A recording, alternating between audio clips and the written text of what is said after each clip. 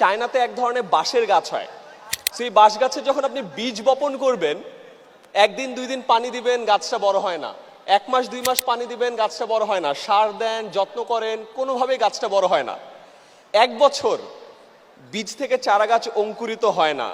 2 বছর, 3 বছর, 4 বছর পর ফাইনালি ওই বীজ থেকে অঙ্কুরিত হয়ে চারা গাছটা মাটির উপরে ওঠে এবং এরপরে মাত্র 4 সপ্তাহে চারা গাছটা 90 ফুট লম্বা বাঁশের গাছ হয়। কয় ফুট?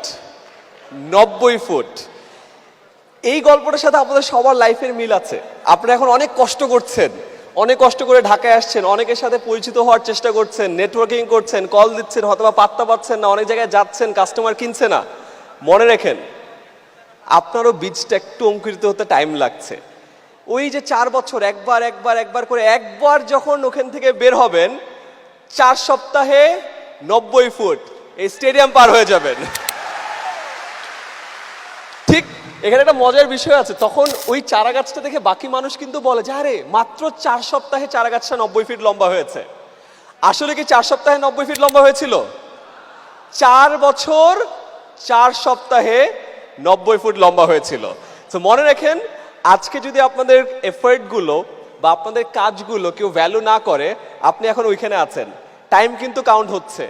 যখন একবারে ওখানে একদম ওই ছাদ ফেরে যখন বের হয়ে যাবেন, তখন মানুষ আপনাকে বলবে যে আরে আঙ্গুল ফুলে কলা গাছ না, হঠাৎ করে বড়লোক হয়েছে। তখন তাদেরকে মনে করায় দেন যে না ভাই, 4 বছর আগে ইকবাল বাহার ভাইয়ের এই মহাসমারোহেতে ছিলাম, অনেকজনের সাথে কথা বলেছি, ফোন নাম্বার নিয়েছি, কল করেছি, তারপরে আরো 4 বছর পরে এই জায়গায় এসেছি। বুঝতে পেরেছি ব্যাপারটা? Very good.